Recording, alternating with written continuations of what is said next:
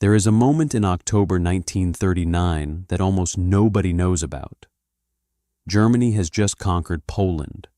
The war is barely 6 weeks old, and a senior German general is sitting at his desk writing a document that takes genuine courage to write, a formal memorandum to Adolf Hitler describing in precise, unflinching detail the atrocities being committed by SS units under his command. He describes mass executions. He describes the murder of Jews and Poles in the streets. He describes SS men committing acts of such brutality that his own soldiers are being psychologically damaged just by witnessing them. He puts it all in writing and sends it directly to the Führer. Hitler's reaction is pure fury, not at the SS, at Blaskowitz. And from that moment forward, the career of one of Germany's most senior generals is effectively over.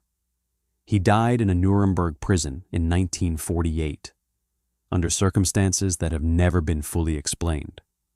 This is the story of the one German general who said no, and what it cost him. Johannes Blaskowitz was born on July 10, 1883, in Potterswalde, East Prussia. Military family, Protestant background, the standard path for an ambitious young man of his class. Cadet Corps, officer training, entry into the Imperial German Army as a young lieutenant. He served in World War I and emerged with a solid reputation. When the German army was cut to 100,000 men after Versailles, Blaskowitz was one of those selected to remain, a brutal selection process that kept only the best. He was not flashy, not politically connected, not the kind of officer who cultivated relationships with the Nazi hierarchy. Old-school Prussian military values, duty, precision, personal honor. He took those values seriously, more seriously, it would turn out, than the system around him could tolerate. By 1939, he was one of the most senior generals in the German army. In March of that year, he commanded the forces that occupied Bohemia and Moravia, bloodless, efficient, professional. Blaskowitz was good at this kind of operation. Then came Poland, and everything changed.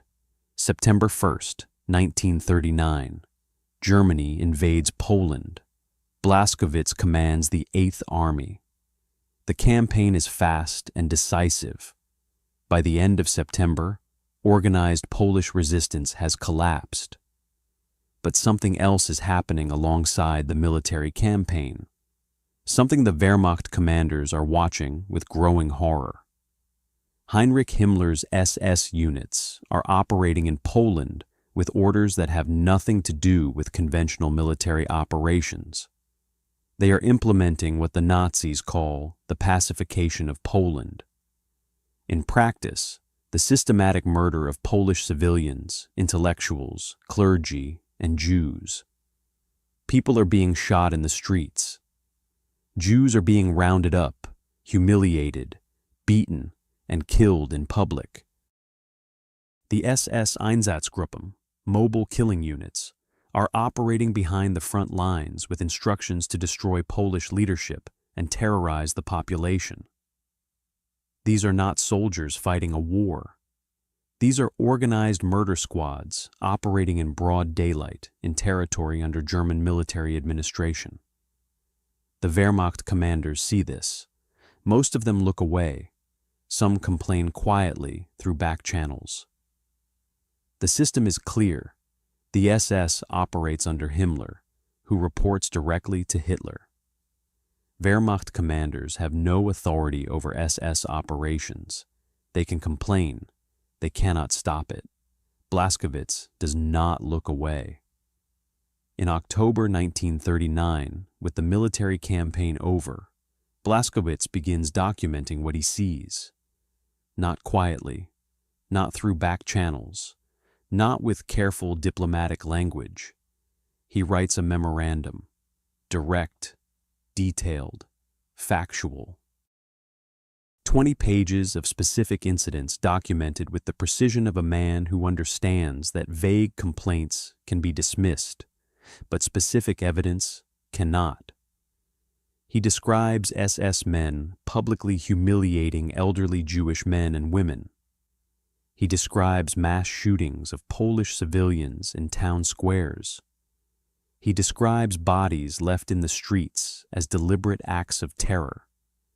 He describes his own soldiers, young German men who came to Poland to fight a military campaign, being forced to witness acts of such violence that their psychological stability is being damaged. But Blaskowitz doesn't just describe the crimes. He makes a strategic argument. He argues that SS methods are not just criminal, but counterproductive.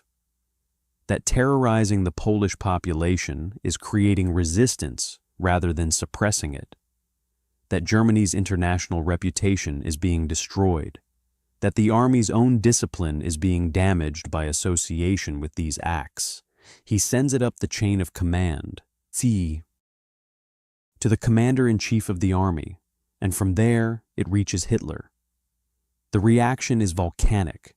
Hitler is furious, not at the SS for committing the atrocities, but at Blaskowitz for documenting them.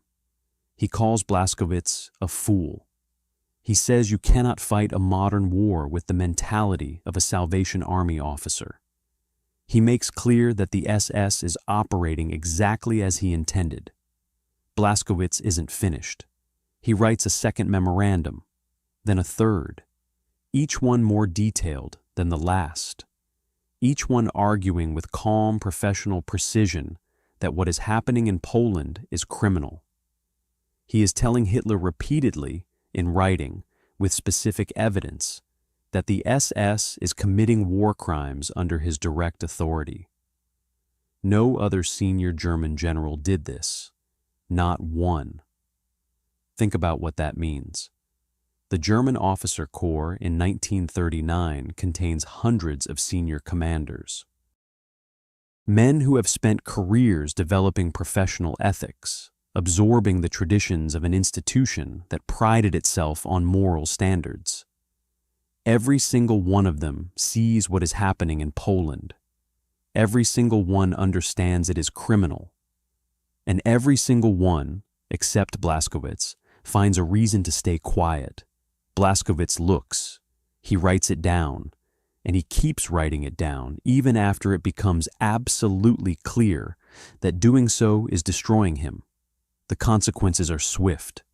In May 1940, Blaskowitz is removed from his command in Poland. The official reason is vague: reassignment, restructuring. But everyone in the German military understands what has happened. He has made himself an enemy of Himmler and the entire SS apparatus. He has embarrassed Hitler. His career is effectively over. Except the war keeps creating situations where experienced commanders are desperately needed. He is given command of Army Group G in France, a rear area occupation command, not prestigious. A message: you can have a job, but not an important one. The pattern is set for the next 4 years. He holds commands, loses them, is reassigned, waits. The Eastern Front, where the real war is being decided, happens without him. He is kept away from anything that matters, used when convenient, discarded when the immediate need passes. Then comes 1944. And Blaskowitz gets one last chance to show what he can do. In August, the Allies launch Operation Dragoon, landings on the Mediterranean coast of southern France, designed to drive up through the Rhone Valley toward Germany. Blaskowitz is given command of Army Group G, the German forces tasked with responding. He has almost nothing to work with. His best divisions have been stripped away to reinforce Normandy. What remains are understrength units, short of equipment, short of fuel, operating under complete Allied air superiority, that makes daytime movement nearly impossible. What Blaskowitz does with these resources is genuinely impressive. He doesn't try to hold fixed positions against overwhelming force.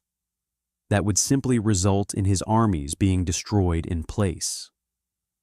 Instead, he conducts a fighting withdrawal up the Rhone Valley with remarkable discipline, trading space for time, keeping his forces intact, making the Allied advance as costly and slow as possible. He gets most of his army out, battered and exhausted, but intact as a fighting force.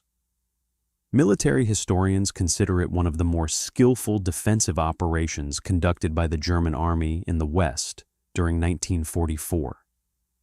His reward is to be relieved of command in December 1944.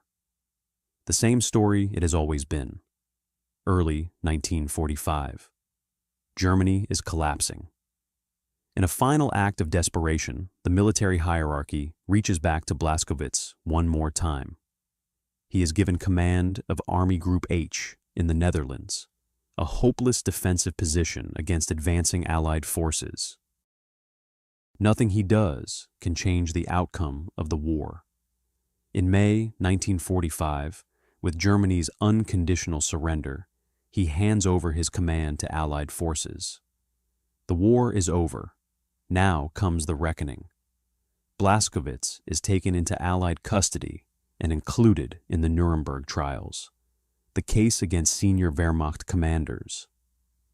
The charges relate to the conduct of military operations and the treatment of civilians in occupied territories.